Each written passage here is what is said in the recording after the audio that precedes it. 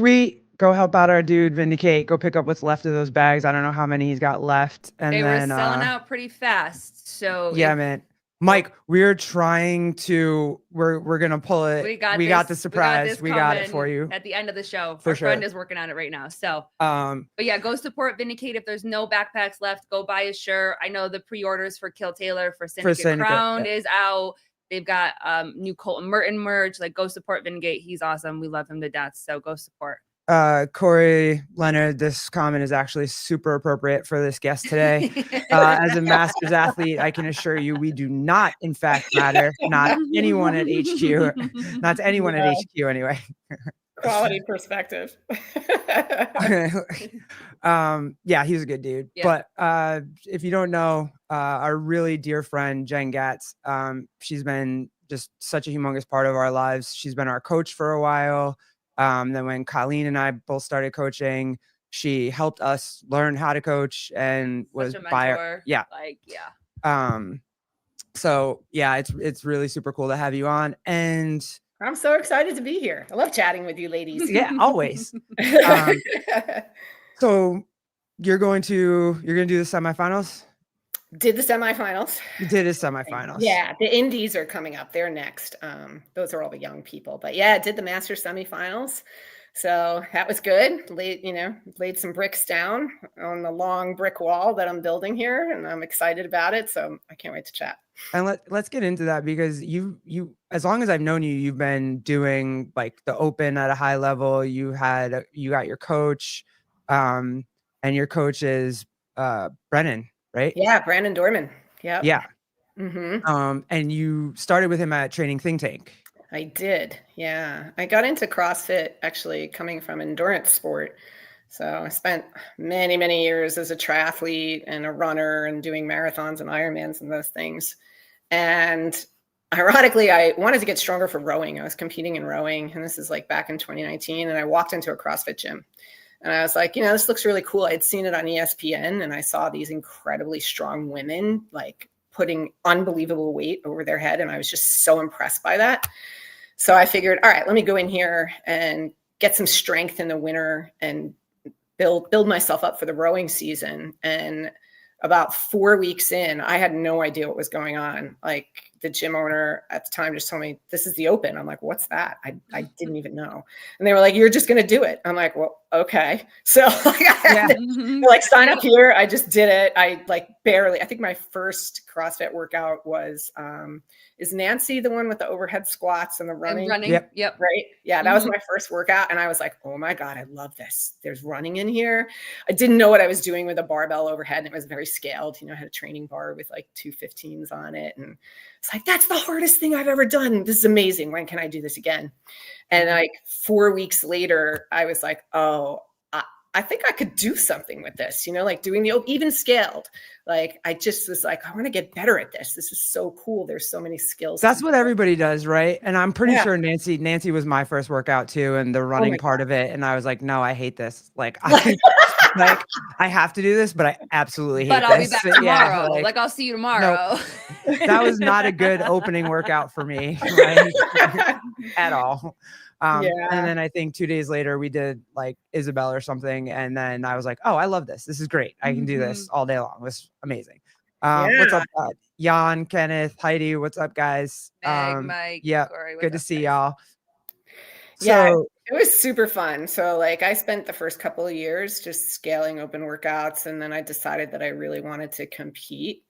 And I needed to get stronger, because as an endurance athlete, that was definitely a limiter. And I had started with the Training Think Tank group program at the time, but I was constantly like having to modify all the workouts. And Brannen was running the master's program at that time. And I just used to reach out to him all the time, and we would do a phone call. And on the phone call, he would say, well, if I was training you, I would be doing ABC. And I would be like, do you have room? And he's like, I don't have room. And this went on for like 6 months. So this is like, this was a while. And then finally, like after, I don't know how many phone calls in September of 2021, he called me and he's like, I have room. And I was like, yay, so he's been steering the ship ever since then. And we've been through a lot of adversity together. And we can talk about that when we get to it. So I kind of only like this season, I consider like really my third competitive season in CrossFit. Yeah, and she was a rower. Jan is our resident High Rocks coach. Nice. Yeah, so he's a lot of fun. He hears endurance and running, and he's like, "Yeah, let's go. Let's." Yeah, I did a lot of marathons. Qualified for Boston. Did New York, Disney, Chicago. I don't know, Marine Corps. I think 12 marathons, a few Ironmans, and then the last few years before CrossFit, like in 2015, I went back to rowing. I was a collegiate rower.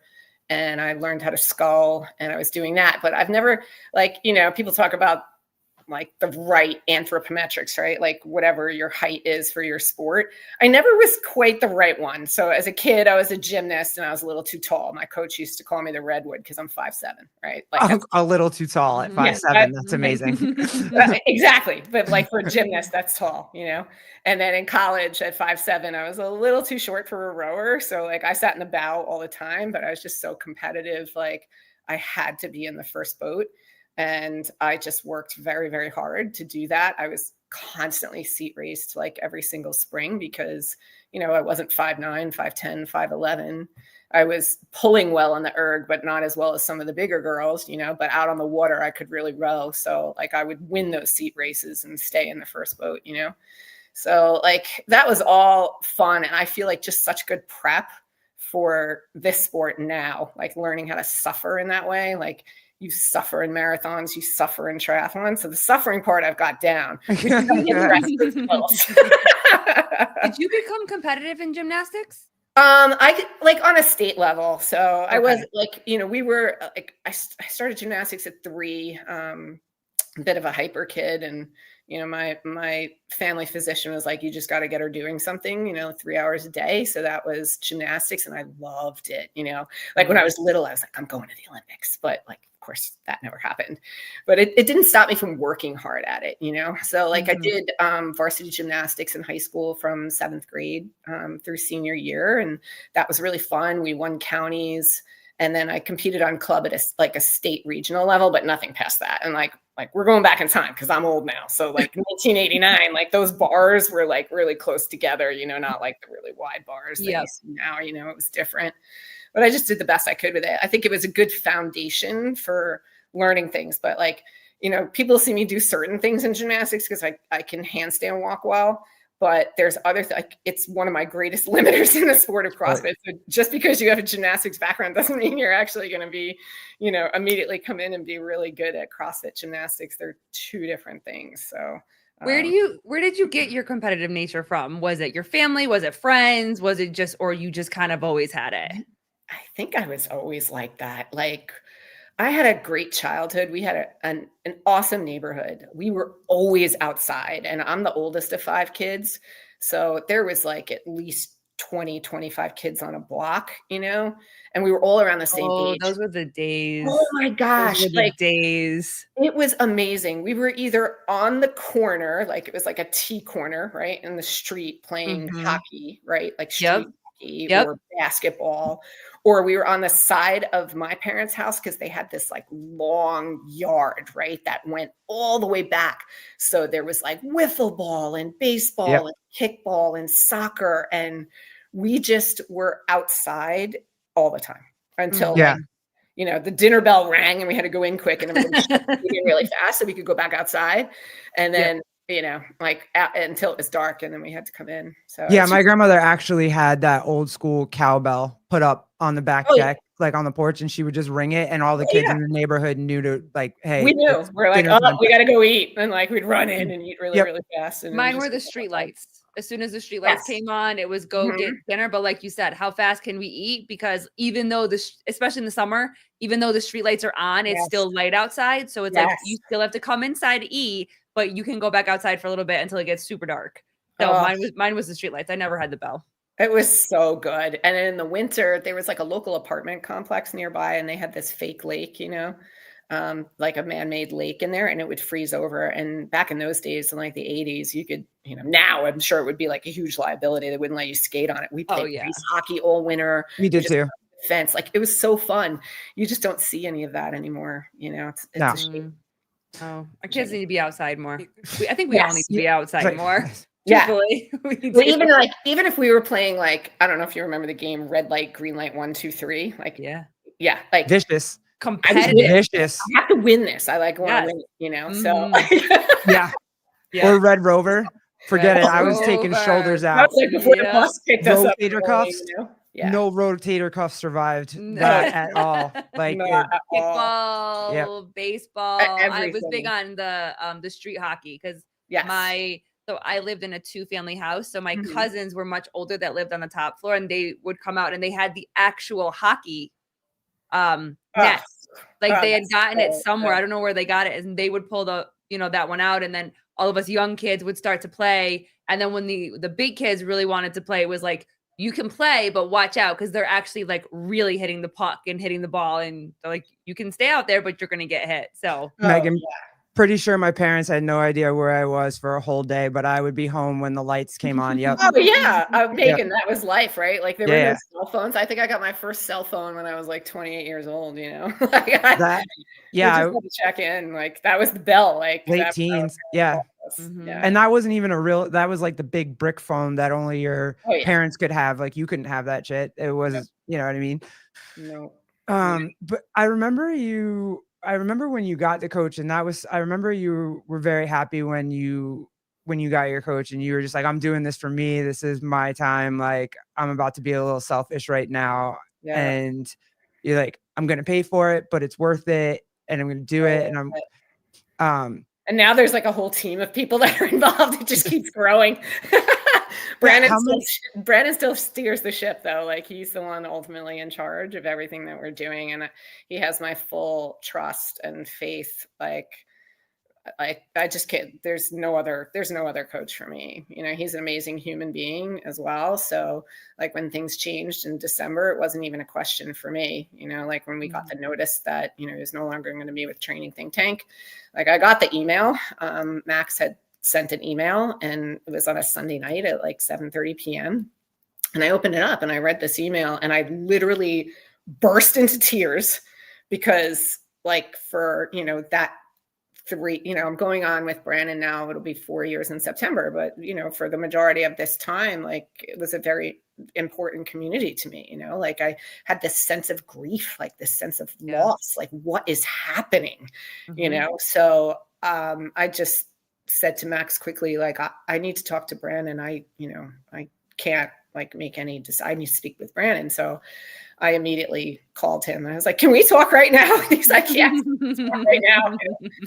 And, my first thing was like, well, whatever you're doing, I'm coming with you. There's the Training Think Tank wasn't like getting like, you could still stay on as a master's athlete. Oh, for sure. Yeah. I mean, they were, like Max's email was very, very nice. And it was like, listen, however we can help, Brannen's not going to be with us anymore. We couldn't work out, something together, but if there's any way that I can facilitate you to moving to a new coach, I'll be happy to do that. Like very nice and very professional. But like, knowing that's just it's not for me, The hard part is that I have a lot of friends there still, like you develop relationships with people that are there, and my nutrition coach is still there. So like in some parts, like I'm still a part of it, Tracy Tucker is amazing. And I've been with her for now 3 years. She steers the fueling, right? To make sure that I'm recovering well and performing well. And that's really important. Hey, Jenny, what's up? Dense updates. I like her name. Yeah, I figured you might. Jenny Squared. Jenny Squared. I figured you might. In the house. Yeah. Yeah, like my full name is Jennifer, but in my family, because I'm the oldest of 5, my parents had a thing. They wanted all of the names of the kids to go down in size, number 1. And then they all end in Y, except for mine. So growing up, like Jennifer is 8 letters, and then it was Gregory, Wendy, Gary, Amy. I was Jenny. That's it. Right? Like, because it had to be a Y. Yeah. Yeah. Well, that messed up because it shortened your name all the way. Know, so like the shortest names at the top. You kind of messed it up, but like I still like it. It's all good. Did you know, was there a lot of people, did Brannen's phone just go nuts? Were all of you guys just calling him like? Yeah, I'm sure it did.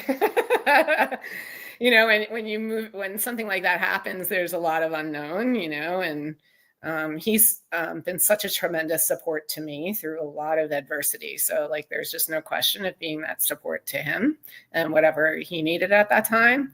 So, but yeah, he had, you know, I know, like he said this on other podcasts, he had cut down on the number of indie athletes he was working on at the time. So I was one of, I'm not sure how many, but not as many, because he was really focusing on the group programming that was there in Compete. So I think the majority of us came over. I can't really answer that question, but, you know, for the people that I know, you know, we were all, you know, went right with him, of course. So he's a rider guy. And I think that's a lot of CrossFit athletes when they get a coach that they really love. Because when Mike left 11968, we followed Mike. We were working out. We were doing his programming in his house, in his backyard, with his own tires and his own. He put up equipment. Yeah, and there was a bunch of us. There were a lot of us that went there. We all went with him, and you need that person who knows you really, really well, and he knows me really well. Like he's seen me, you know, like at my darkest hours and help lift me back up, you know? So like that kind of relationship, that takes time to build, and it takes time to get to know an athlete, right? Like, you know, when you have big goals, none of it happens overnight. You'd like it to, you know? Like we're so impatient. You'd like it to, and I'm trying as heck to be as patient. You know, I frequently have to remind myself, like in semifinals, I keep saying, the one saying I have is like, I'm at the tip of the spear now in CrossFit, right? But I'm at the base of the arrowhead. So like we got to work on getting up to that top there. But like each year you have to look at the big picture, right? Like I didn't get to compete in 2024 due to injury. So like if I go back to 2023, you know, I was 128th after quarterfinals. So like, you know, the leaderboard's not anywhere close to being finalized yet, but I'm kind of sitting in 90th. So like we've moved up these 44 spots. That's awesome. That's so cool after sitting out, you know, for a really long time. Like I really didn't get going until about 6 months ago. So I'm just absolutely thrilled with that progress. And I have to remind myself of that, right? Because when I opened up the leaderboard, when it finally went live, like my first thought when I looked at my placing was, oh, that's disappointing. Right. But that you can't help that. That's just part of it. Right. Like being a competitive athlete, you know, going in, you're going to do your best effort that you can, and you have no control over what other athletes are doing and how much time they've spent preparing. You can only control your own effort. So I feel like I did that, but then you look at it and you're like, oh God, I have so much work to do. And you had hard. It's really hard. You had a great group of people that you were doing the in like 2022, 2021, something. You were working out or doing the workouts with Eric Cohen.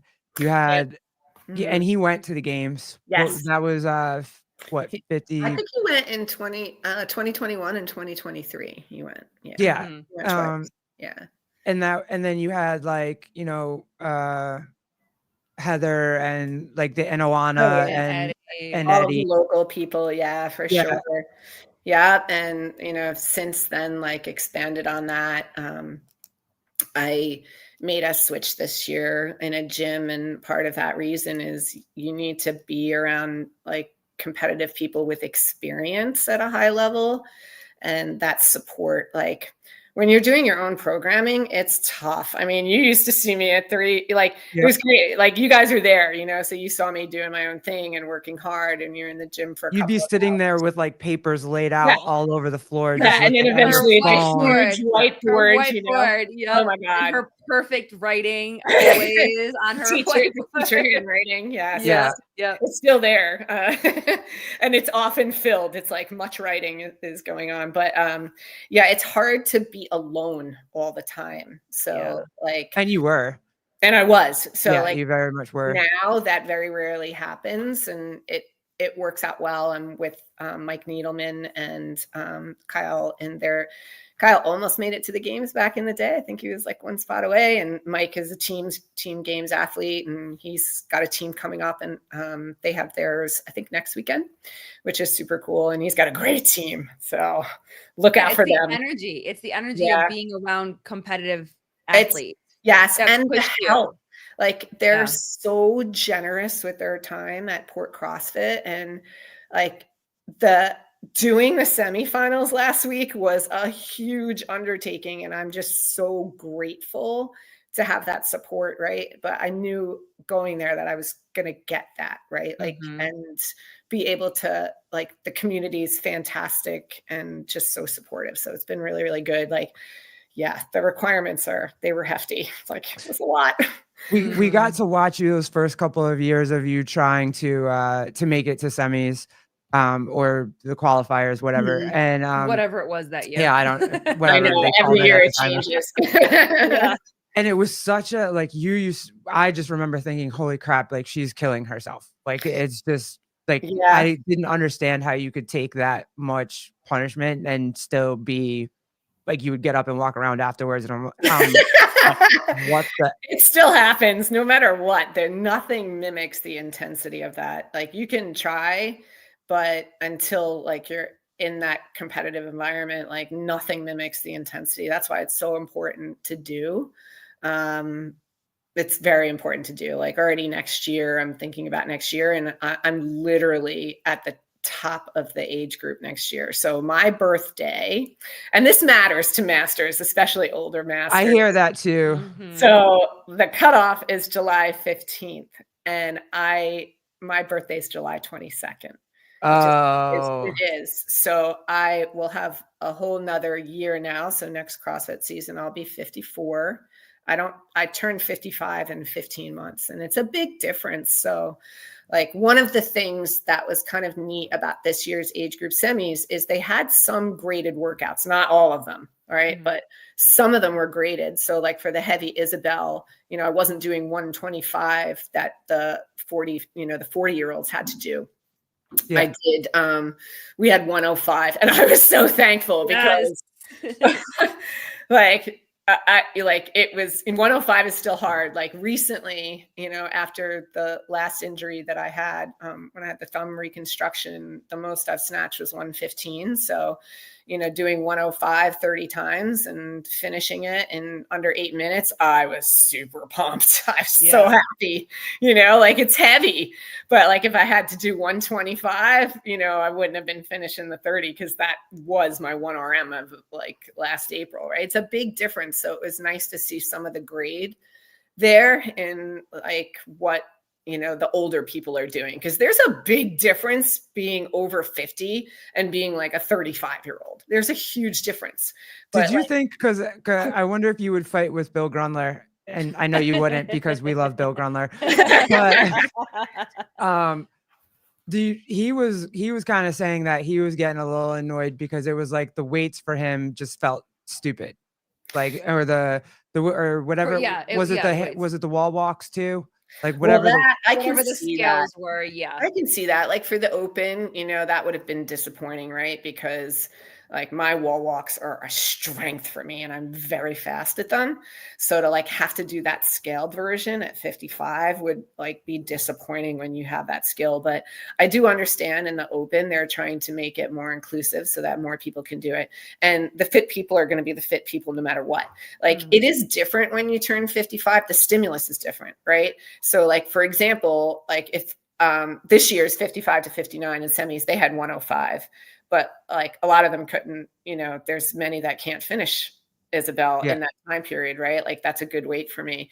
But the workout that they had, like with the rowing, it's a different stimulus now, right? So like my workout was the same as the 35-year-old, I had 60 cals in a row, 85 shouldered overhead, and then 60 cal row, and then it was 125 shouldered overhead, 60 cal row, 155. 155 is like 5 pounds less than my 1RM clean, right? So like, I think the most I've ever put over my head when I'm really healthy is like 155. So like, I just knew that wasn't happening at this time of the year, right? So when you look at the workout, it's like, okay, at my age now, the 125 bar is going to be really hard because it's basically, I'm putting 91% over my head 15 times. Right.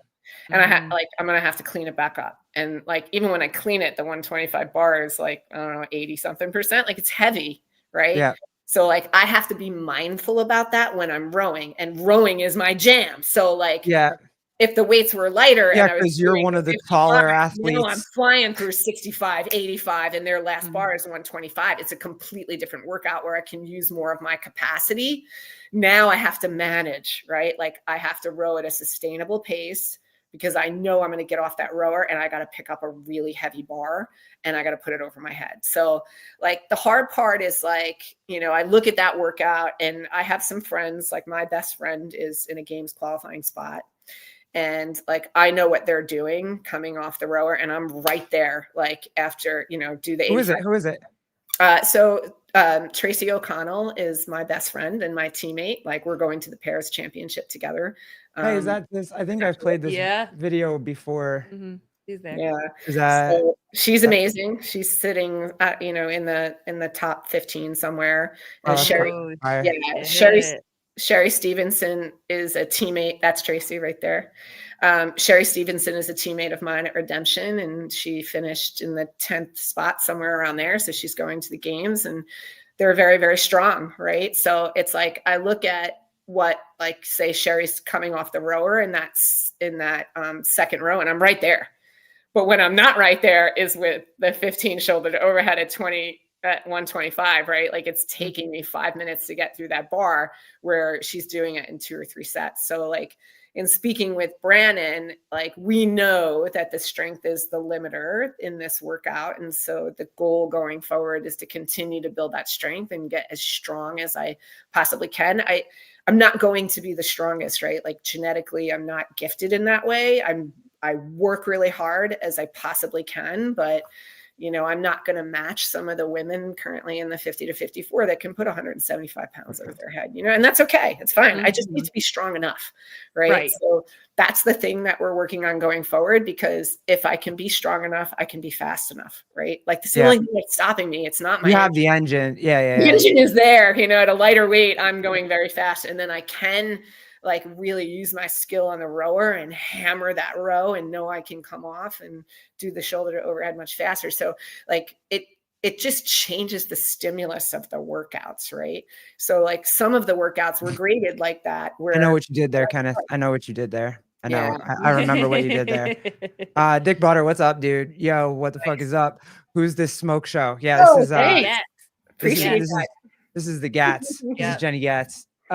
So I want to go back just for a second. So you have had injuries. So you had shoulder. Oh my gosh. Shoulder or elbow? I forget. I had shoulder surgery in 2023. Yeah. And then that was rough. So it wasn't like, I can't really say it was anything CrossFit related. I had years of swimming and like competing at very high level as a triathlete, like as an elite age grouper. And back in 2006, I was in a bike race. And back then it was tough to find like local bike races for women, like on Long Island, right? It was like mid, 2006-ish, right? So I was racing with the men, and it was Empire State qualifiers. And I got taken out by a cyclist, another one next to me that just like wasn't my fault. He just rammed into me and I went down at 30 miles an hour, and my elbow hit the ground first and just shoved the shoulder up. So I got, like the supraspinatus in the back was just torn, but we didn't even know that because I was so ripped up, like road rash. Like when I didn't come back around, my husband was like, oh shit. He's like, now I know something's wrong. And then sure enough, like they pick me up and we go to the hospital and they're stitching closed this wound and debriding everything. But 3 weeks later, I couldn't lift an arm. Right. So my good friend, and she's a PT at the time, local, Sinead Fitzgibbon, she's amazing. She's like, you got to go get this checked. So that was the first surgery. So like, it just kind of like wore out. So like, I'm harsh on it, right? Like I was swimming for years, and rowing like is also heavy on the shoulders. So, with CrossFit, with a lot of the overhead stuff, like I can't say it was any one thing, but when I did quarterfinals back in 2023, actually on my Instagram page, you can see it's pinned at the top. there's a video that Training Think Tank took me of me doing handstand push-ups. I literally didn't know if I could do the wall-facing handstand push-ups that were in quarterfinals. So yep, I remember that. And I was stressing at the gym because I was trying and I wasn't getting them. And I got down there, and one of Brannen's other athletes, Faith, she's like, listen, you got to tripod yourself. This is how you do it. This was literally like a half hour before this workout. I remember. Okay. And like got into the workout, and like the first reps were like you had to do 6 reps of the wall facing. Oh damn, look how pumped you are when you get like I was so pumped. Right. But I'm doing this with a fully torn supraspinatus, like which is your posterior rotator cuff, one of your posterior rotator cuff muscles. That's what she was talking about, pool boy. That was it. I was gonna ask again too. Yeah. So you have like a lot of different muscles on the back of your shoulder, right? And one of them is the supraspinatus, and it's like a rope that comes behind your shoulder blade and it attaches into your humerus. So that was completely snapped. So I didn't know it though. Like, what does Brannen say? Like, do you call him and you're like, hey, I just messed up? Like, he knew I had shoulder pain and we were dealing with it, right? Like, you deal with it as best you can. And I was doing PT, and it was like, you know that you're going to go into this thing and I'm going to do it anyway. And you just have to get through it the best you can. And afterwards, it's like, okay, like before then I had been seeing my doctor, and he's like, listen, we're not going to do a cortisone shot because you're competing and that can make the tendon worse. He's like, so let's get you through competition. We'll just do some anti-inflammatories. And then if it's still hurting when you come back, we'll do an MRI and see. So, of course, like 2 weeks after quarterfinals, I'm still not feeling good. So I go back to the doc, we do the MRI, and it comes back that, he sat me down in the office and he was like, listen, there's no option. You have to have surgery. And I just started bawling in the office, hysterical crying. And then I get out to the car and I'm like, Brannen, can I talk to you right now? Like, he's like, we could talk it too. I'm in the middle of something. And then I'm crying on the phone to him. And it was a big surgery. Like, I had major, to reattach it. There's some kind of speed bridge in there now holding it on. And they completely debrided the bone in the front and the labrum. So like the recovery was a really long time. So like by the time the next open came around in 2024, I still wasn't back to a 35-pound dumbbell. And that first workout was the 21 snatch with one arm. So as soon as they announced that, I was like, well, I'm not doing this, right? Like if it were this year's open, it might be a different story. So I was like, all right, I'm sitting out this season, let's just keep getting strong. Did you ever think that it was just, I need to sit out this season? Or did you ever have those feelings that you were never going to be able to compete again after such a major surgery? No, I knew that I would be able to come back, and you have to have faith in that, right? Like you have to have faith that you're with the right people. Number one, I had an excellent physical therapist at the time, and I found him actually through COVID because I had been having problems with this shoulder in like 2020. So I remember you couldn't decide right if you were going to have surgery or not have surgery, and you were trying to. Yeah, it was sort of like, at the time you couldn't even really go to the doctor, and then like you're doing everything through telehealth. So they're like, it's impinged. We're going to treat it with physical therapy. So we did that, but that was all through like telehealth. It was crazy, right? Yep. That was 2020, and like it got better until it just wasn't. It's like it's hard because whenever you compete, they're like, you are going to do things at an intensity that you're just not, you try to mimic it in practice, but you just don't. So like the quarterfinals that year, I think we had, I'm trying to remember which year this was. It's so hard for me to remember. Like, I think that year, because in 2022, I had issues with the right shoulder. So like strict pressing the barbell was heavy. Like, it's just been a constant shoulder battle, some of that's age related, right? Of course. It just is what it is. Did you have anything like shoulder wise or knee wise, or when you were like younger, when you were actually doing the triathlons? No. Yeah. I mean, like, we knew in the right side there was a slap tear, but like slap tears, you can have that from years of swimming and it's not painful until it's just painful. Like I'm dealing with that right now. But like it's wild. So like after that surgery, and also my partner, Tracy, who's my teammate that we're doing the Paris Championship with, she had surgery the day after me. So we had very similar surgery, just on different shoulders. Why not? So, yeah, we got very, very close. We were close before that. Like I helped her train for the 2022 games when she went then. And, just in like the running and the swimming stuff, because she's such an incredible athlete. But yeah, we got really close after that. So, you know, like all of 2024 was spent like really just rehabbing and getting strong and getting this better. And then I was moving my son out of college because he graduated in May of 2024. And, you know, there's this really lightweight dresser that was at the top of the stairs. And I'm like, I got this. I can carry this downstairs. I trained for this shit. I can pick this shit up. What I do. I carry odd objects. Yeah. There you go. I started carrying this thing down the stairs and I lost control of it. And stupidly, instead of it careening into the wall, which I should have let it do at the bottom of the stairs, I reached out and grabbed it. And when I did that, it snapped the ligament right here. I didn't know that at the time. I just thought I just thought I like jammed my thumb. And I was like, oh, that really hurt. It's swollen. I iced it, went back out. We moved more furniture in the house, right? I didn't think about it, but I did put my fist through the wall. My husband's like, for God's sake, we gotta fix this wall. You couldn't just wait for me. I'm like, oh, it's a patience thing. I don't have any. So, yeah. So a couple of weeks later, it still wasn't good. So I went to see a hand doctor and he's moving my thumb around and he's like, I don't like this. He's like, you most likely would need surgery. I'm like, wait, whoa. We're not talking about that. Can we get an x-ray first? Make sure nothing's broken in here. So we do the x-ray and there was no bone chips anywhere, but we went for the MRI. And, you know, in that time period, like, of course, I'm looking everything up on the internet. And when you have, it's called the UCL ligament, that's like, it just keeps your thumb, it allows you to grasp things, right? That's what it does. When you snap that cleanly, there is no other alternative but surgery, because if you don't do it, you'll just get massive arthritis and you'll lose your grip strength. And that's just a disaster. So once again, here we are, I'm a little past a year recovery in this shoulder. And now I'm on the phone with Brannen crying again. I'm like, I'm so sorry. I'm an idiot, So I Vindicate and Mike are going back in the comments about the peptides, like their BPC. What can you do that? You can't do that, can you? No, they're on the WADA list. Like, you're not supposed to do those. I'm not at the level that I'm getting tested now. I need to move up 60 spots for that. But you try to do everything the right way, right? So it's like, it's hard. And like the reason unfortunately, and here's the scientific perspective on this, because I am a biologist, like they literally are just short chains of amino acids, and amino acids make proteins, right? There's 20 essential amino acids and combinations of them make different proteins. That's all they are.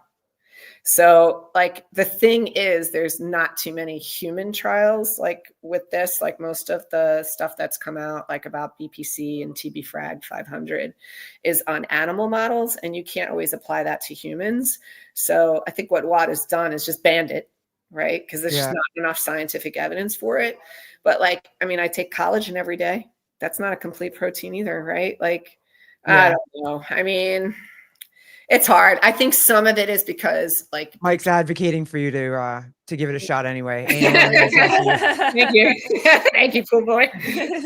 We're in this family. And then you said snitches get stitches. So ain't nobody gonna snitch on you either. You're good. Thanks for the support. Jeremy already said it. That's what we were talking to. Okay. Yeah, I think like I think one of the things with like it's called body protection compound, that's BPC, is it can help to maybe have something to do with the receptors for growth hormone, and that might be why. I don't know enough about it. I'm definitely not an expert on that, but I think that might be why. But so we're just doing traditional routes for things. So I wore a cast on my hand all last summer while my thumb healed. That had to be immobilized for like 6 weeks, and got the cast off. And like in the cast, like my thumb's bending. I'm like, I got this. It's going to come off and I'll be able to bend my thumb. We take the cast off and I couldn't bend it. I'm looking You're like staring at it. And it's not going anywhere. Yeah. And like, here's me. I don't care about anything else except being able to hook grip a barbell. Right? I can pick up a dumbbell. That's what I care about. Mm-hmm. So like, it's the middle of August and I'm crying again. I'm in the hand surgeon's office. And she's like, don't worry, it's going to come back. You just have to be patient. You have to go to hand therapy. Like, okay. So like, here's me in hand therapy, picking up the tacks, and I'm having a hard time doing it. And I'm like, how am I ever going to get back to like what I'm supposed to be doing. Yeah. What is that? Wait, you train so hard all year long. Like you're so diligent. You pay attention to everything you eat. You're on your phone with your coach all the time. You have written programs. You're writing up whiteboards all day, whatever. And then you get this crazy weird injury. And now like, but I'm still training though, right? Like the thing is when you have injury, and one of the things that I've had learned, you know, and part of this is working through this with Brannen as well, because he would have to consistently remind me, it's about what you can do, right? Not about what you can't do. It's about what you can do. So like he just wrote my programming right around that, right? And so like we just picked some other goals. So it was like, all right, you know, let me go back on the Concept 2 bike and let me try to get the world record for the 30-minute TT in my age group. So like we worked on that, right? Like you do what you can do. And that was really fun. And I held that for a few weeks until, you know, some pure cyclist came in and beat me. But I think like at the time I was still up like, you know, in the top 3 in the world on that for the Concept 2 rankings, which was super fun, right? Like you work on the things that you can. So there's like, I did a lot of squats, a lot of leg endurance, which I needed anyway, and actually ended up paying off. So it's hard sometimes to see that in the moment, but you can still keep going. And, you know, he's just amazing at that type of programming. So like I still had my routine, you know, and that's really like that structure is really important to me. But at the same time, it's like, you know, now we're getting into October. So it was like the end of September, and Tracy O'Connell was like, listen, we should do Fittest to the Coast qualifier. I'm like, okay. I'm not back to CrossFit yet. Like I literally hadn't done any CrossFit since like, you know, before the hand injury in June. I'm like, all right. So I messaged Brannen. I'm like, listen, I'm going to do this Fittest to the Coast qualifier. And I don't know what I don't know what his face must have been like. And he was like, okay. He's like, girl, you just got back. What's happening right now? We're going to keep this in perspective. And you are just going to look at this. This is just going to give us a benchmark. We're going to do this every week and it's going to be a benchmark, right? And let's just see how it goes, because we haven't been doing any CrossFit. Hadn't been on a pull-up bar. Like literally hadn't been gripping anything. I like could barely grip a dumbbell at the time, but I was like, we have to do it. We just need to qualify because we think we can go there and do really, really well.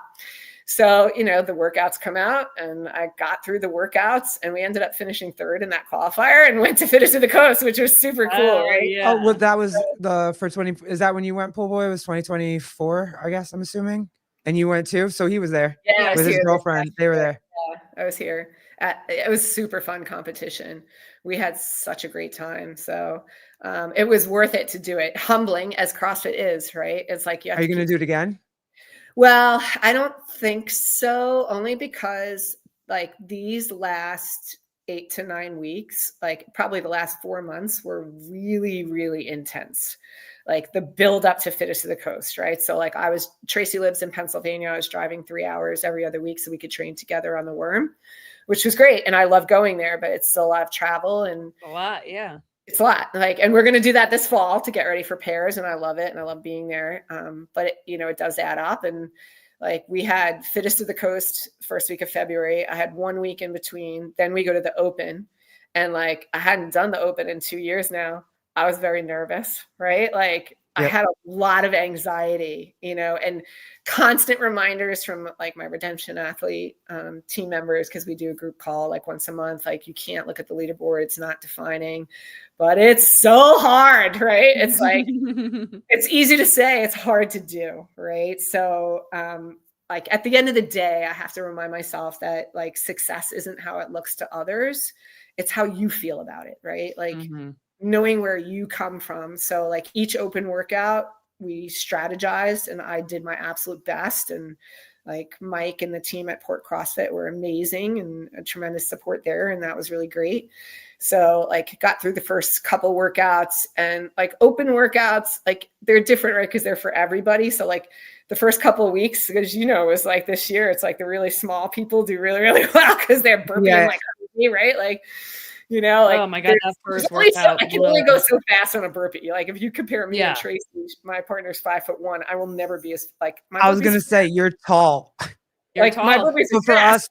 They're never gonna be as fast as hers, right? Like it's okay. Like there's other things that like, give me a rowing and a wall ball workout any day and I'm a happy camper, So like we got through the first 2 weeks and I think I was sitting like 60th or something in the open. And I was like stressing because I really wanted to make semis with the new rules. Right. And you had to be in the top 2% or like the top 200 for your age group. So the last workout, like I was like, I need to burn this open workout down. Right. And it comes out and it's a ton of rowing and barbell. Everything you wanted. Oh my God. Like the barbell cycling had historically been a weakness, but we had been working a lot on the lightweight barbell cycling. So I was really excited to test that. And it had wall walks in it. And I was like, yes. Right. Like, like I'm super happy about this. So like we did the workout and, I think I was like a little over 17 minutes and I was really pumped with that, right, to finish that workout. And it ended up being a really good score. And then I wasn't sure though, right, like where it was going to end up. Haley Queller, she's a local athlete. She's amazing. She owns RX Fit. It's Pine Barrens CrossFit. Yep. So she's been to the games last year. She's an incredible athlete. And I'm like, Haley, I need you to do some math for me. She's an MD and incredible, but she was a math major in college. She's like, I love leaderboard math. Send it to me. So she does the leaderboard. She's like, you're going to be just fine. She's like, hammer this workout, get a really good score. It's going to move you up and you're going to be just fine. But you just don't really know, Yeah. So like I did the workout and I was like, okay, I think I finished like, I don't know, something like 40th in the world in it. Yeah. Which I was really happy about, but I still wasn't sure. So Brannen's like, let's redo it. Because we had a little snafu. What? Yeah. Redo it? I know. I'm not a redoer, but like we just didn't want to leave anything on the table. So, and I had a little snafu in the weight changes. Like they forgot to change my weights. I lost about 15 seconds. So if I could get those 15 seconds back, I'm going under 17 minutes. Right. So I told Mike and he's like, okay, let's do it. We'll do it on Monday. I went to work. I immediately went to the gym and like, we're going to do this at 3:30. So I repeat the entire workout. Nope. 1 second faster. Oh, Jeremy Eat World. Where are you at, Jeremy? Yeah. Where are you at? He had the same problem. Yeah. Okay. So it does. So, it started out great. Mike was like, and he's so awesome. He's like, you're 30 seconds ahead. This is like after the cleans and I do the wall walks. I just like, we figured we'd take a risk, right? So I pushed the pace harder, not on the row, but on the wall walks and the barbell cycling. I went a little bit faster and it just goes to show you, like, I just paced it well the first time around because I died on the snatches. And that's Jeremy, I love you, bro. This is so amazing right now. Yeah. We need Julia too. Where's Jeremy and Julia right now? They both did the same thing. I don't remember which Julia was good, but Jeremy did it 3 times and got the same score on every single time. Jeremy. Yeah. I think like he did. Yeah. Yeah. I mean, Mike was awesome. He was really pushing me on that last row, and I did row harder than I did the first time around, but I just lost a little bit too much time on the snatches compared to the first attempt. So we look up at the clock. I'm like, are you kidding me? All that effort for 1 second faster. It actually did move me up the leaderboard though. Like that's cool though. Spots, like, oh, wow. Which was cool. I mean, so, but it was good. But those 3 weeks were really stressful, right? So like you come off Fittest of the Coast and like that was my first big like kind of offsite competition in person, and that's stressful. And then the Open has its own stresses. And then like the week after the Open, I think I went down to semifinals prep camp with Redemption and Blacklisted. And that's stressful. And then I had 1 week and now we're doing semis, right? So like these past 4 months, like the build up and everything into it, like I just feel like I've had this massive adrenaline dump and I just need to recover now. How have you liked semis with everything that, you kind of hear, you kind of see and whatever? Like, do you feel like for the Masters, like this is a good semi? It's hard for me to say because I don't have that much experience, right? And like whenever something comes out in testing, you have no choice about it. Like it just is what it is and you have to do it. Like you're just going to go and you're going to do it. And there'll be things that you're good at and things that you're not great at in it and that need work. Like you know that going in, right? I thought it was very odd that there was no squatting. This literally was the first time my legs weren't sore after like a higher level, full weekend effort like this. I had no leg soreness whatsoever. Do you feel like that fittest at the coast? Compare fittest at the coast. Oh my God, like, I was so sore. I was so sore after fittest of the coast that like, I had downtime that week that, Brannen lets you recover. And that Saturday I had gone back into the gym, and it was like the first day to, kind of get like, we're going to get open ready now. And I had heavy front squats. I couldn't even do it. I was like dropping the barbell, like my legs. And then nothing after my legs were totally fine. I mean, I didn't, I thought I might have to squat snatch the 105 for heavy Isabel. And I like squat snatching. It's good for me, but I just powered them. Like, I think I did my first few reps squat snatching. I'm like, I could just power this. Right. So like, you're saving your legs, and like it was very shoulder heavy. So like when the workouts come out, especially with my history, I'm like, oh my gosh, like your legs would have been great. We could have programmed a so little much shoulders. Like every workout was shoulders, and you just have to manage it, Sorry, babe, what were you gonna ask her? No, I was going to say, do you feel like that it was a missed opportunity to not have any squatting? Do you feel like it was a complete test if there's no squatting? That's kind of the argument right now. And I mean, we took our L1s together, and what did we spend the most time on? Learning how to properly squat. Movements, and but mostly like figuring out how to properly squat and how to properly coach someone through a squat. And so that's the argument of like, in just fitness and in life in general, like the squat is the most important. So do you feel like from like a competitive, like it was a missed opportunity? It could be, although I still do feel that you get the fittest people at the top, right? Like when I look, you get to know the people in your age group, they don't know my name because I'm sitting down on the bottom, right? Hopefully they'll know my name eventually. But like you get to know like who's at the top and who's doing what, and they're still there, right? Like, so, are there going to be some workouts that some people are going to be better at squatting than others? For sure. It's just like some people are going to be better at the shoulder to overheads than other people are, So like, I thought it was odd that we didn't really have any wall balls or like squat cleans, like, or things of that nature. Cause I don't know, maybe they thought for certain age groups, like, but then again, like the clean bar muscle up workout, like that was 125-pound barbell, and like it would have been interesting maybe if you had a squat clean it, right? That changes some things and slows it down a little bit. For me, it's slower anyway, because that 125 bar I need to do like every 6 to 10 seconds. So like, here's again, like if I was stronger, I could go faster, and get 8-9 rounds in. But it was a surprise. I was very surprised.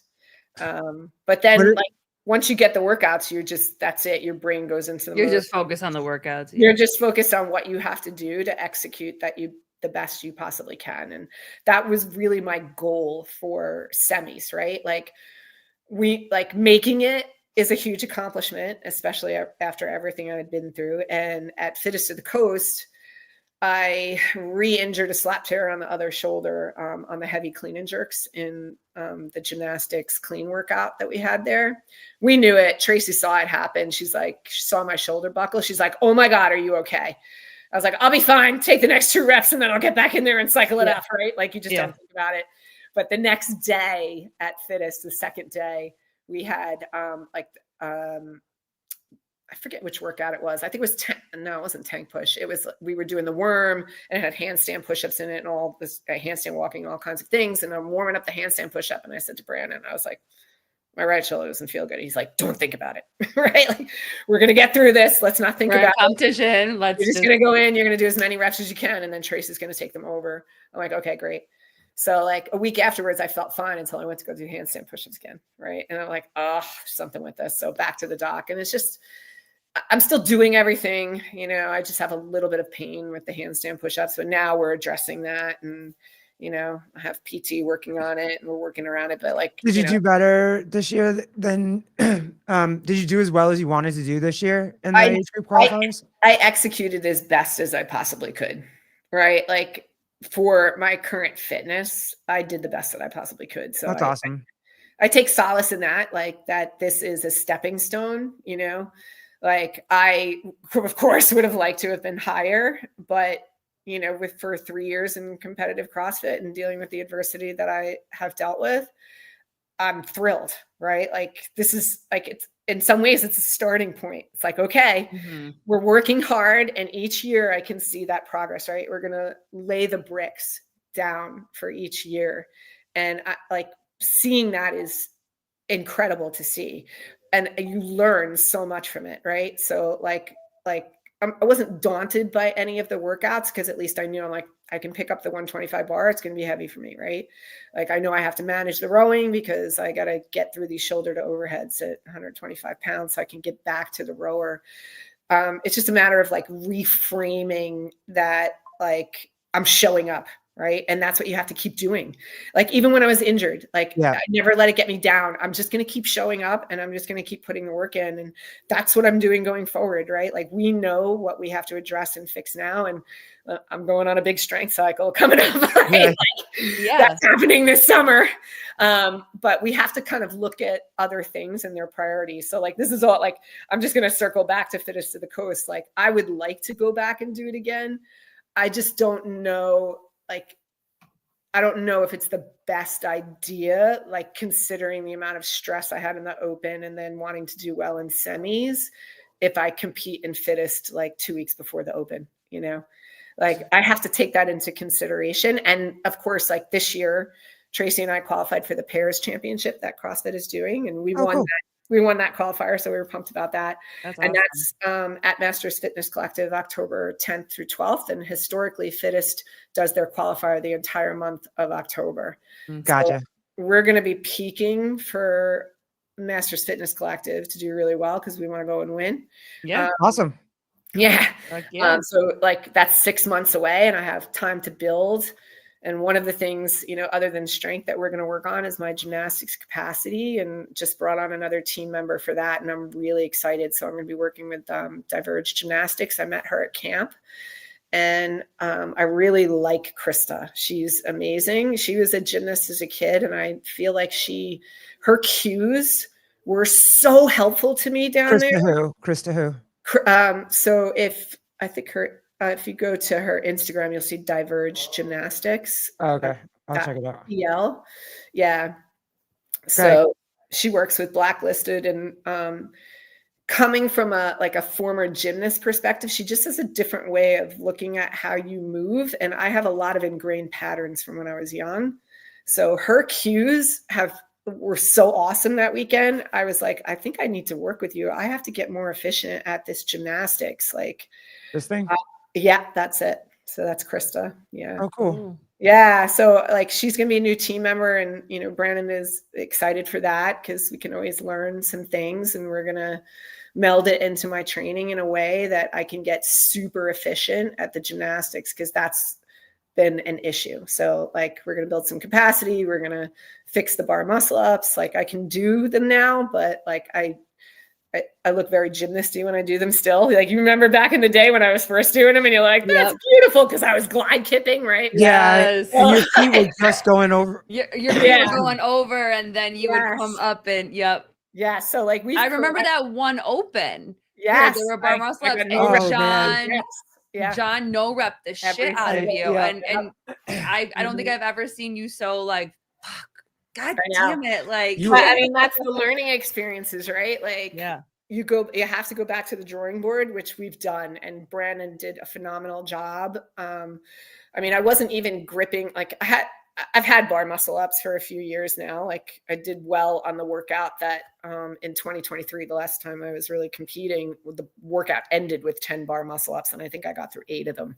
Right. And that was at the end of like a lot of heavy shoulder overhead and lunging and stuff like that. So like they got better, but then when you're rehabbing from shoulder surgery, you don't get to do the muscle ups and the sexy stuff, you know? So once like my hand came about and I wasn't gripping a barbell, I didn't start doing muscle ups on the bar until like maybe January. So like when I went to Fittest to the Coast, I did get no rep on some bar muscle ups, but I just stayed up there and kept going. I was like, all right, I got to get these 3 done. We're just going to keep going. I'll get the next one. And like your determination is crazy. Every 3 reps, right? Like, You're like, you can no rep me, but I'm gonna keep going. Yeah, it was absolutely crazy. Yeah. So like in the weeks in between fittest of the coast and semis, Brannen and I worked really hard on those bar muscle ups and getting them that I wasn't no repping them, right? Trying to fix the arch and fix the back pull. And he pulled in some new drills that were very difficult for me. And the first time I was trying to do like toe to bar into bar muscle up, I was failing. And then I'm crying, right? Because like, I feel like a failure. And his coaching is amazing because like he left me a voice message to remind me that this is what the process is about. Like you can't get better until you fail, and you can't look at every failure as like that you can't do it, right? Like that it's not a weakness. We just have to learn from it. We fix it and we go from there, right? And so the following week, same drill comes about, and then I'm doing it, right? Like it's just so cool. Like it's so important to have a person like that that's helping steer the ship, right? Well, because we want to get it the first time, and we're telling ourselves that, okay, well, I have the gym, I have the toe to bar skill, I have the gymnastics skill, I have the pull-up skill, so I should be able to just jump up and do them in this new complex that's being put my way. And that's not, oh my gosh, and it's such a timing thing, right? Yeah. And then we know, like, just because my pull-ups are fantastic on Monday doesn't mean that my chest to bar on fucking Thursday are going to be great. Yeah. So it's like we don't give ourselves that. No, it's almost like we know, but again, we're so impatient that we just expect that because we were good here or because that's our strength, that's not a weakness of ours, like that we should always be able to get it. Like that's why double unders were always so fucking frustrating to the point where we're doing double unders every day, because I'm like, I don't want to feel this is the one movement that I want to know no matter what. Like I got it. And you got to do it every day, It's also being reminded, like, this is why I do this sport. And he often has to remind me of these things. I think I put it in one of my recent posts, and this 100% came from him. He's like, you have to know your why. And your why is you love to be challenged. You love the grind. You love your community. You want to continue to get better and pursue excellence. And this is why we do it, right? Like it is hard and it's going to be hard, but you just keep laying the bricks down and you just keep showing up every day, So like the following week when you actually are able to do it, you're like, oh my God, I did it, right? Like you're like, okay, you're right. All right. You're right. Yes. Yeah. Right again. And it just builds confidence, So in between fittest of the coast, like I was failing bar muscle up reps, right? Like that workout was a fun workout. It was a 2-parter and it was intervals. So you had one partner on the ski erg for like 3 minutes, and the other partner had to run 200 meters, or I forget how it works. Like it might have been like, I don't know. Yeah. And then they come back and it was like gymnastics movements where you had 3 bar muscle ups. I think it was like 7 toe to bar. And then I forget what the reps were for dumbbell cleans, but like you just AMRAP that over and over again after your 200-meter run. And then when the 3 minutes were up, you switched. And like, I knew I was going to hammer that ski, right? Like that's my jam. So I was like, all right, Tracy, I have to finish on the ski because I can get us the most calories on the ski. And Mike disagrees with you. Yeah. That was not a fun and he threw it. It was really hard. Agree with you. Yeah. But like I had to finish on the ski because we knew that we would maximize the calories there for us. And she had to finish on the gymnastics because she was a Division I gymnast and it's her jam. Right. So we knew she was going to maximize the rounds, like on the gymnastics, like for every, 2 rounds I'm getting in, she's getting in 3 or 4. Like that's the difference, right? In her gymnastics ability. So it worked out really good. I think we ended up like, I don't know, 2nd or 3rd in that workout, which was good. So I think 2nd, with the bar muscle up stuff, which was awesome. But like going from failing reps, like at fittest, right? I mean, I got through the workout fine, but failing reps to like going to semis and not failing a single rep, right? Like that's a big change in 8 weeks. And that's really fun to see. So like, that's a win, even though that was my lowest workout on the leaderboard. Right. Yeah. But like that workout is my lowest workout because like I was talking to Brannen about this yesterday.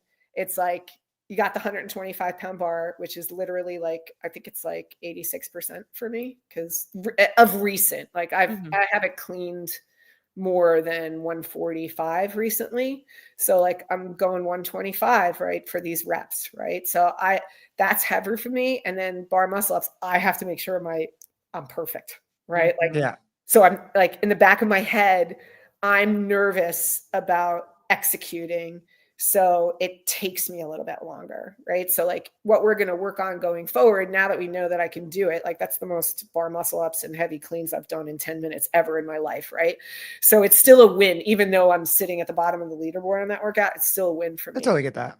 Yeah. But I mean, think about the bigger win of it. You tackled the fear of both movements. Oh yeah. Yeah. You know what I mean? Barbell cycling and Yeah. gymnastics in like one workout. Like Yeah, I looked in at the 10 workout and I was minutes. like, okay, we got 10 minutes, you know? Yeah, this isn't like go in the gym No. and like you have 30 minutes to fuck around doing some bar muscle ups By the way, and do you know what our team name is? No, what is it? Fuck around, find out. FAFO. Nice. Oh yeah. That was us because literally, fire. Literally for the qualifier, I'm like, I haven't even done CrossFit. So we're just going to FAFO this. And we started cracking up laughing. We're like, that's our team name. And that's our team name going into Paris. Fuck yeah. That's awesome. That's amazing. That's awesome. So we FAFO'd that workout. Yeah. But like going forward, now we know, like, and he's going to help me with this. Like he said, every 2 weeks, he's going to let me know when it's a workout like that I push to failure, because I don't know where my threshold is, right? So if I know where it is, then maybe I'm getting through the 7th round into the 8th round, right? Like I finished through the 6th round in that workout. But like, you know, if I can push just that much harder on the cleans, not rest as much before the bar muscle ups, in practice, if you fail, that's fine. But you can't do that all the time because that intensity is high. So he's going to start threading in workouts where we push that, right? Like one of the semis workouts, workout 4 had the 50 dumbbell snatches in it. Like after the lunges were no issue. But I know myself, and like cycling the 35-pound dumbbell, like I'm not doing 50 straight yet. Right. Like I literally 6 months ago couldn't even pick up a dumbbell.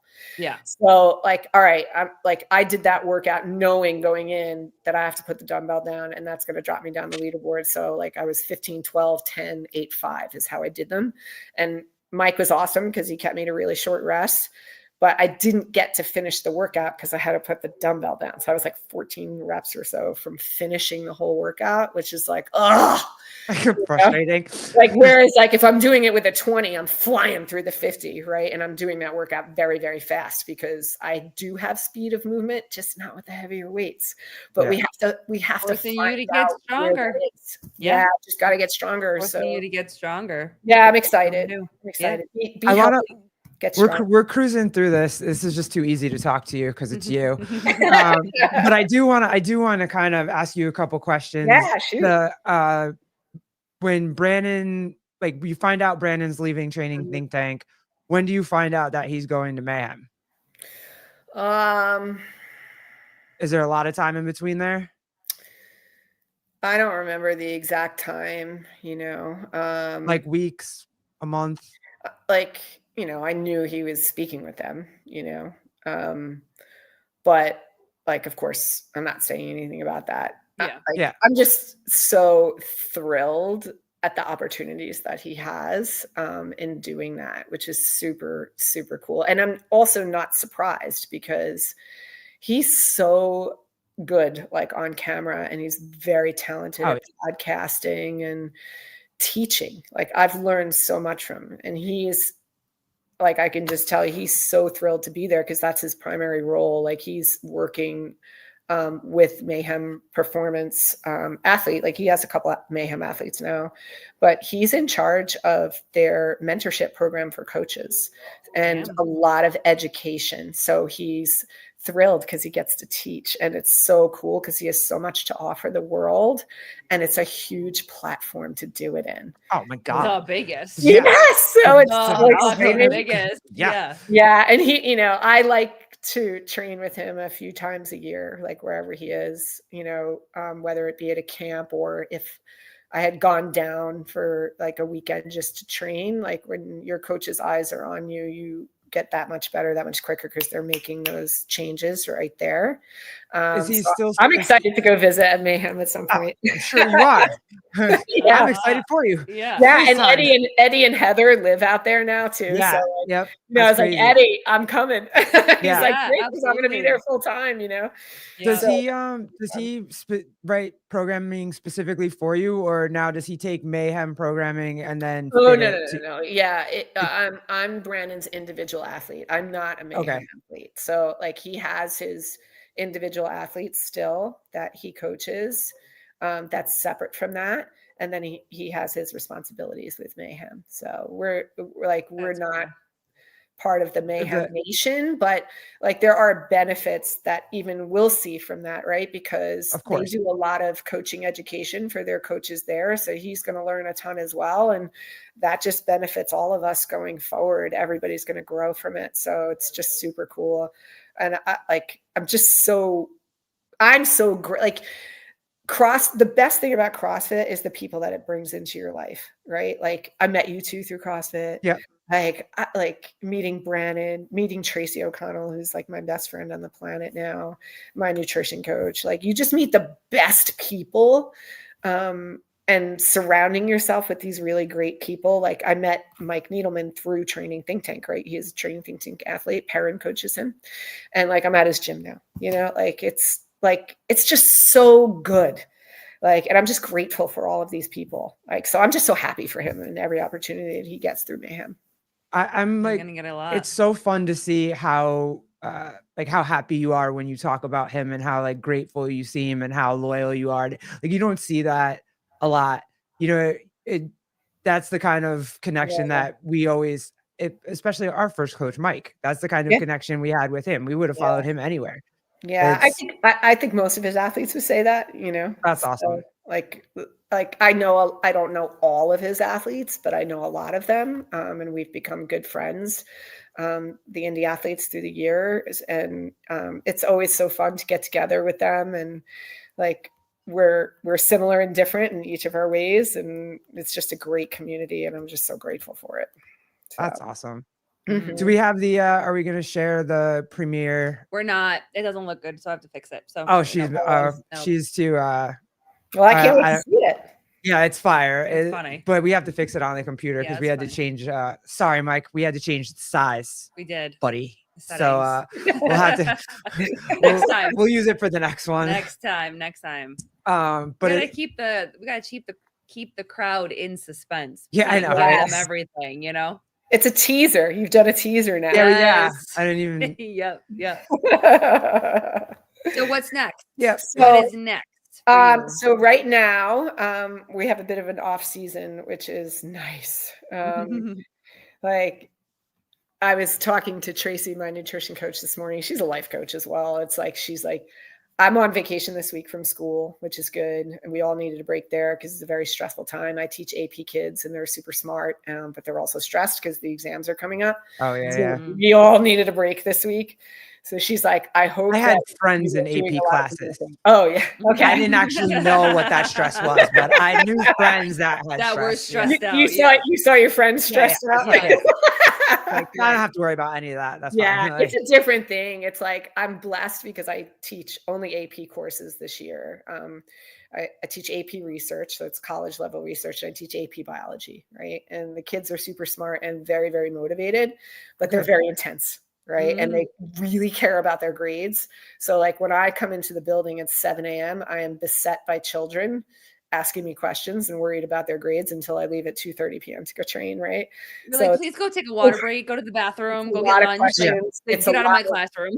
Teaching, a lot of energy. And I love what I teach. I love my job. It's super fun, but it is stressful. So Tracy this morning was like, hey, listen, she's like, I hope you're sitting on the couch and reading and doing a lot of nothing this week. I'm like, well, I am training, but it's been fun. So like, we're just going to spend the next month making sure my right shoulder's in a really good place and seeing a great PT locally. I met him through Oana because I did a lot of the judging for CrossFit Warrior Legion for the Open. And I met Matthew there, Mahoney. He owns Active Pursuit PT. So he's right in West Hampton, which is 10 minutes from the house. Oh, that's easy. Yeah. Oh my gosh.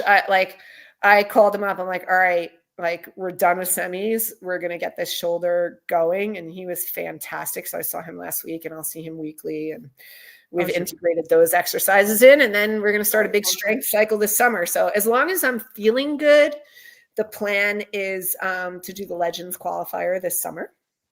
Oh, that's cool. Yeah. It's not it's because he tried to change it from the movie to Mike, it has to be an MP4 format. So if you can change the format. We're not technically savvy. Like this is all trial and error. No, and my friend tried it and it didn't turn out right. So maybe you can try to change it into MP4 settings because it needs to be that to be able to run it through. It's so fire. It's like this whole Mr. Rogers thing. It's amazing. I can't. So good. Sorry, I got distracted. That's okay. There's too many moving parts. So Legends. Yeah. So we, speaking to Brannen about it yesterday, I was like, listen, I think I'd like to do it because I want it was great. It's going to be a great experience competing in something big with Tracy this year. And she has so much experience because she's been a CrossFitter for 13 years. She's been to the games 4 times. Oh, wow. We think this is the 5th this summer. So I'll be there at the Masters Games this year, supporting her and literally screaming at the end of every lane she's in. That's awesome. Yeah, we have pairs together. We want to do really well there, but I think I need to take the next step and compete individually in person by myself. Oh, okay. And that's hard to do. Like, for example, there are competitions that have masters, but they're 40 plus. And dudes, I'm 54. I don't want to compete against a 40-year-old, Yeah. Just don't want to do it. It's if you scroll back through my Instagram from 2012, I don't look anything like when I was 40, right? Yeah. So I totally get it. I wouldn't want to compete against someone that's 35. Yeah. Yeah, exactly. So I want to go compete with my age group. It would be a good opportunity, but Brandon's like, let's just, make sure that we're 100% healthy first. And then as long as that's all good, then I can sign up and I'll do the qualifier in July and it'll, hopefully be good. I feel like I made it to semis this year and I think I can get through the qualifier and put down. What's the name of the one on Long Island? Do you think that you might try to do the one on? Oh, fittest. I would love to. It's just at the wrong time. And I love they're great people who run that particular competition. And I did speak with them. They were like, you should come and do it. I said, I would love to do it, except Masters Fitness Collective is the week before. Oh, I cannot compete back to back. No. I am going to give 150% effort to every workout I always do that anyway, but I know I'm going to be sore after that. Yeah. There's no way I'm competing the next weekend, But where is the Masters Collective? It's, I think, in Indianapolis is where they do it. Oh yeah, I do think I heard that. Yeah. Is that going to be around? Are you gonna? Oh no, I was gonna say, is that the Are you going to be around when the WFP event? But that's coming up, I think. Yeah, we thought about that, but the problem with because Tracy and I looked into competing for that, which would have been super fun. But we would have had to go to the first qualifier event, which is pretty much coming up right after semis. But the final event is in Denmark and we're both teachers and neither of us can go there. We just can't do it. It's too far. Yeah. If the final event was somewhere in the US, it would be doable. I can't take off more than 3 days for work. I can't do it. The max amount of time I can take off with my personal days is 2. So Legends in the past was never a possibility because they did a 4-day competition and that's not possible for me. I can't take that work time. But this year, I think they're doing 3 days and it makes it possible. I'd have to fly out pretty much the day before. It's not ideal, but at least it's doable. Right. And I would get to compete against people my own age, within the specific age group. So we'll see. We'll see how it goes. There's a lot of options. You got an exciting year. What does hubby say about this? Is he just come on, let's go? What does who say? Your husband. Oh, he doesn't really know much about CrossFit at all. And he's very supportive of whatever I'm doing. Cause I do spend a lot of hours doing this and he's very supportive of that, but he's also a golfer and he's actually going for his pro card for golf. Okay. Which is super cool. So he's got a pet, it's a whole huge involved process for that. And it's very time consuming. So we're both like, we're doing our thing. Like I said to him, I really want you to come to the Pairs Championship. You got to see this. And he's like, I can't, because he's committed. He's working for a private golf club, but they're sponsoring him for this. Oh, he's awesome. Like, I have to work those weekends, but like maybe if I go to Legends, that's a good time of the year. Like he could come. Oh, so he's like, I love you doing CrossFit because I get to go play golf while you're doing CrossFit, and you're not mad at him for going to play golf, and that's awesome. And we're both like, we're empty nesters now because my son moved out a couple months ago. So, we're doing our things and just having fun, and I support him in whatever he's doing, and he thinks it's great what I'm doing, but he knows absolutely nothing about CrossFit, like zero. Like he do you know anything? Megan wants to know if he was stressed out about the Masters, the golf Masters. Oh my God. We watched that on Sunday and we were both stressed out. Like I've become a golf fan because it's so big in my household. So like when Rory bogeyed that 13th hole, we were like, what? There was a lot of yelling at the TV all day. So but everybody was stressed. Yeah.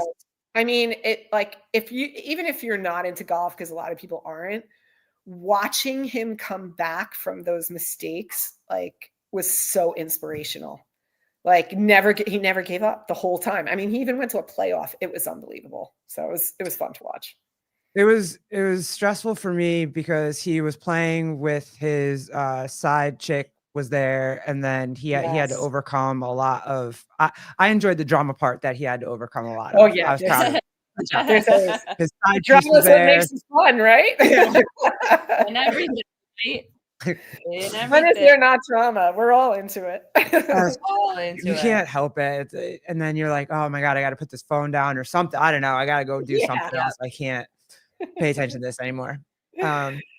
Did you get it? Do you want to try? It did not work. Okay, we'll try it again. We got to do testing, Mike. We got to test. We'll figure it out. That did not work.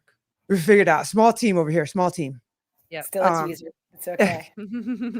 But girl, thank you so much for coming on. This was super fun. So fun. Thank you for having me.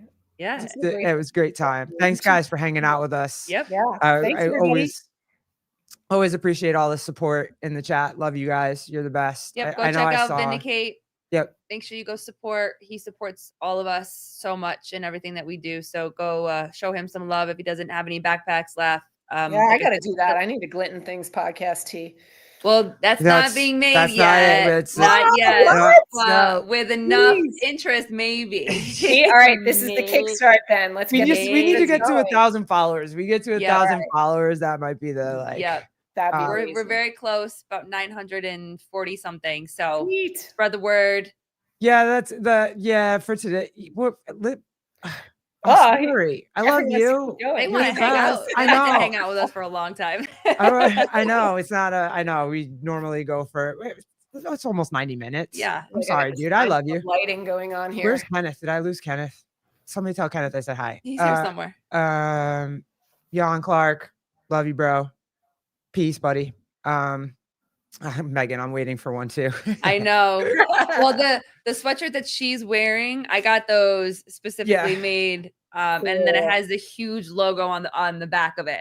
And then Vindicate makes us t-shirts just for us. So that's awesome. But who has there's only one member of the chat that actually has a Gluten Things t-shirt. Ooh. Because he came and hung out with us at Crash. Oh, so it's the only one. Yeah. Oh my gosh, that had to be so much fun. Dude, Crash was awesome. Amazing. It was so cool. If you ever want to take a trip, that one is so good. Cool. I just I love what he's doing down there, and for competition, it's just amazing. It's so great for all the athletes. I was really hoping they were going to stream the teams a couple of weeks ago because Mike was competing down there. We all wanted to watch, so I just had to follow it on Instagram. It was so good. The environment was so good. The competition was so good. I mean, we were just huge fans because we got to meet everybody. Oh, cool. Mostly everybody from the podcast world and Sevon's world and everything like that. Other than we didn't meet Sev and Chase. Chase wasn't there, and but everybody, Will Brandsetter wasn't there, but everybody was there. It was insane. It was so oh my gosh. And Colleen, congrats on your open this year. We spent so much time talking about all the crap I'm doing, but you did amazing. I'm so proud of you.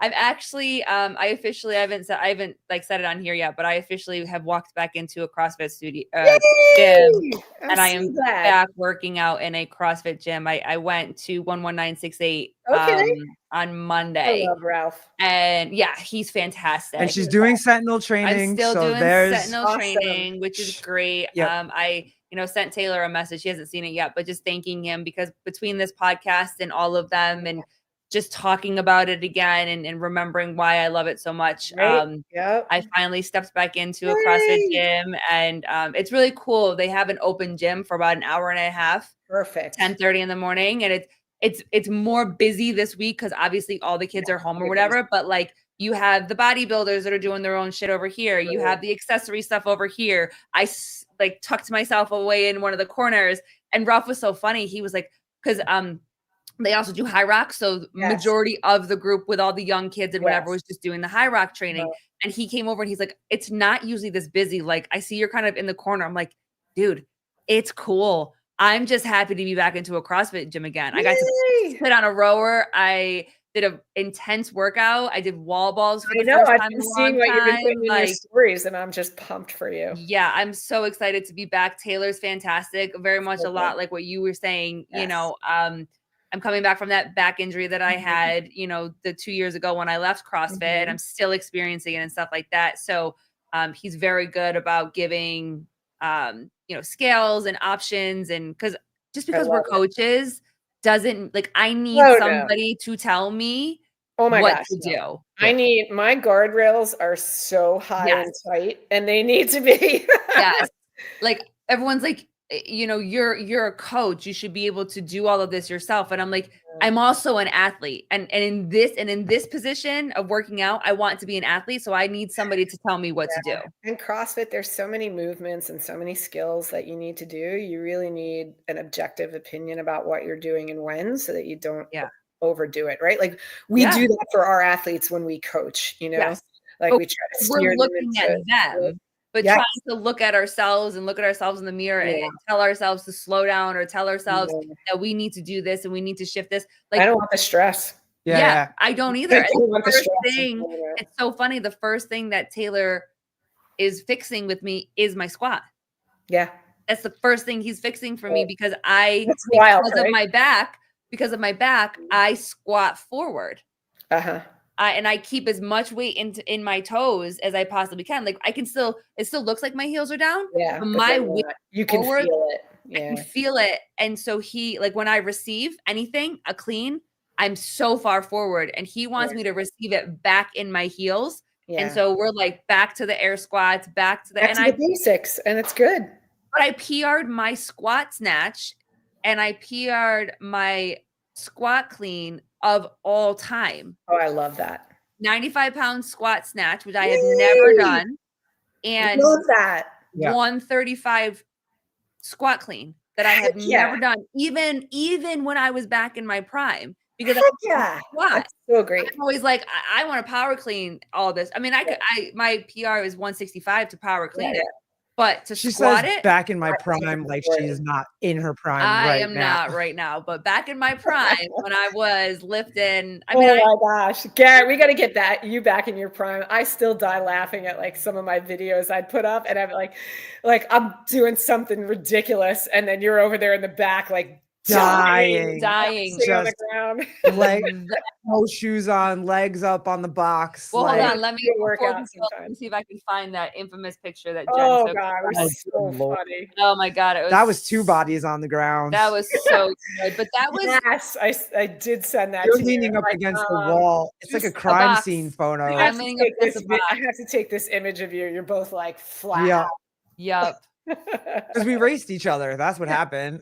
Of course you did. Oh, here it is, right here. Oh, congrats, Birch. Congrats, Pop. Congratulations. That's awesome. I think I have to renew mine. Yeah, we're up in September. I'm trying to decide what I'm going to do. I think I'm going to do the level 2. Oh, there you go. That's the picture. Yeah, it's so classic. It's such a crime scene photo. That's like Jen Cave. And then this one No, not that one. Oh my gosh, you're so this funny. one too. Oh, These yeah. are all from There Jen. it is again. This is how Jen would come find us when Either we were finishing our workout, the end and of the workout, or Yeah. like I walked into the gym and that's what I saw, and I would just be like, I'm snapping this but picture. this one is the iconic That's one. the yeah. That literally is the best. Oh my god! And look, it was only 2 rounds, whatever it was, but it was like calories on the road, You calories on the bike, hammering it. DATs, the 20 G. Oh my god, it was awful. Yeah, I was. I think you were following Mayhem's programming at the time. Like this is before you met. I think we were doing Mayhem program. Yep. Mm-hmm. Yep. What's up, Ortega? Ortega, we're about to leave. Yeah, you. we're about to be out. Jeff, Yeah.